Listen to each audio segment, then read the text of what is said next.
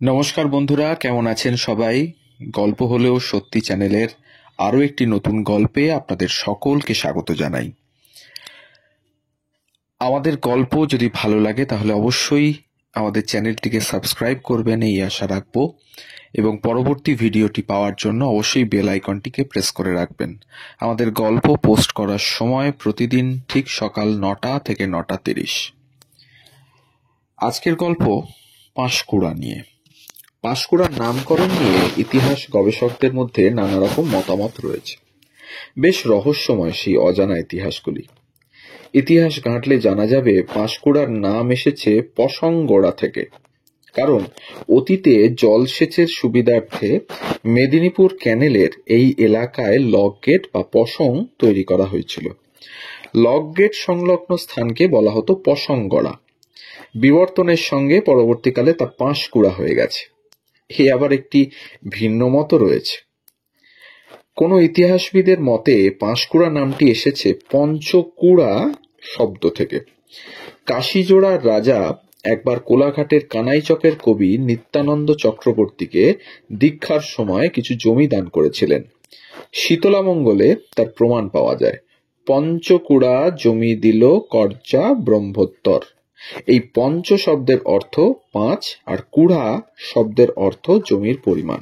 তাই এই পঞ্চকুড়া থেকেই কালক্রমে বিবর্তনের ধারায় পাঁশকুড়া নামটি এসেছে বলে অনেকে মনে করেন। নেতাজি সুভাষচন্দ্র বসু 1938 সালে এসেছিলেন মেদিনীপুরের পাঁশকুড়ায়। ডক্টর প্রদ্যোৎ কুমার মাইতির অনন্য মেদিনীপুর বইটি থেকে জানা যায়, জনসংযোগের উদ্দেশ্যে 1938 সালের 11ই এপ্রিল তমলুকে একটি জনসভা করার কথা ছিল নেতাজির। ওই দিন সকালে তিনি হাওড়া থেকে রেলের 3য় শ্রেণীর কামরায় যাত্রা শুরু করেন। সঙ্গে ছিলেন বহু কংগ্রেস কর্মী। কোলাঘাট রেল স্টেশনে জেলাবাসীর পক্ষ থেকে সুভাষচন্দ্রকে প্রথম অভিনন্দন জানান জেলার আইনসভার সদস্য গোবিন্দ ভৌমিক। ট্রেন পাঁশকুড়া স্টেশনে পৌঁছলে সেখানে সুভাষচন্দ্রকে তমলুক মহকুমা কংগ্রেস কমিটির পক্ষ থেকে সতীশচন্দ্র চক্রবর্তী মাল্যদান করেন। এরপর পাঁশকুড়া থেকে সুভাষচন্দ্রের গাড়ি তমলুকের দিকে এগিয়ে চলে। পথের দুদিকে বিপুল জনসমাগম। জনতার অনুরোধে জনসমাগমে ভাষণ দেন নেতাজি। এরপর তমলুকের উদ্দেশ্যে রওনা হয়ে যান। এই ইতিহাস আজও বহন করে চলেছে পাঁশকুড়া। পাঁশকুড়া নামে কোনো গ্রাম নাকি অতীতে ছিল না। কংসাবতী নদীর 2 তীরে গড়ে উঠেছিল কাশীজোড়া পরগনা। সেই কাশীজোড়া পরগনাই নাকি আজকের পাঁশকুড়া। কাশীজোড়া নাম এসেছে জোড়া কাঁসাই থেকে। খ্রিস্টীয় 18 শতকে বর্তমান কাঁসাই নদীর একটি শাখা গড় পুরুষোত্তমপুর, প্রতাপপুর, রঘুনাথবাড়ি ইত্যাদি গ্রামের ওপর দিয়ে প্রবাহিত হয়ে রূপনারায়ণে মিশেছে। এখনো এই নদীর খাতটির অবস্থান স্পষ্ট বোঝা যায়।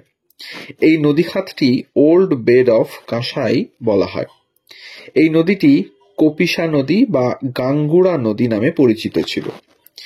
এই অঞ্চলে মাটির কয়েক ফুট নিচেই রসালো বালির স্তর দেখা যায়।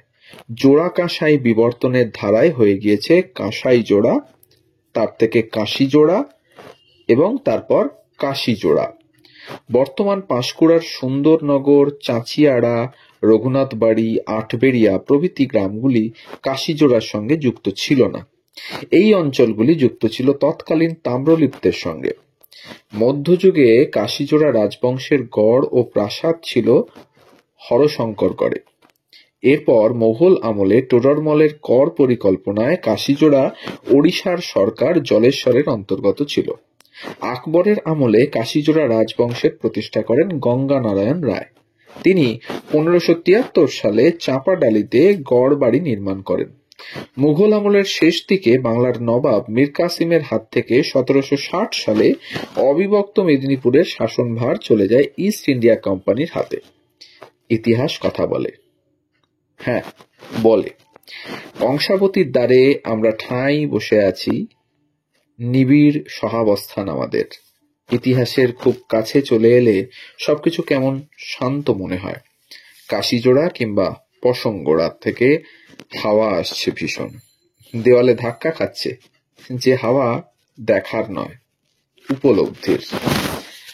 তো এই ছিল আজকের গল্প, পাঁশকুড়ার নামকরণ ও কিছু অজানা ইতিহাস নিয়ে। আমাদের গল্প যদি ভালো লাগে তাহলে অবশ্যই আমাদের চ্যানেলটিকে সাবস্ক্রাইব করুন, কাছের মানুষদের সাথে শেয়ার করুন। সবাই ভালো থাকুন।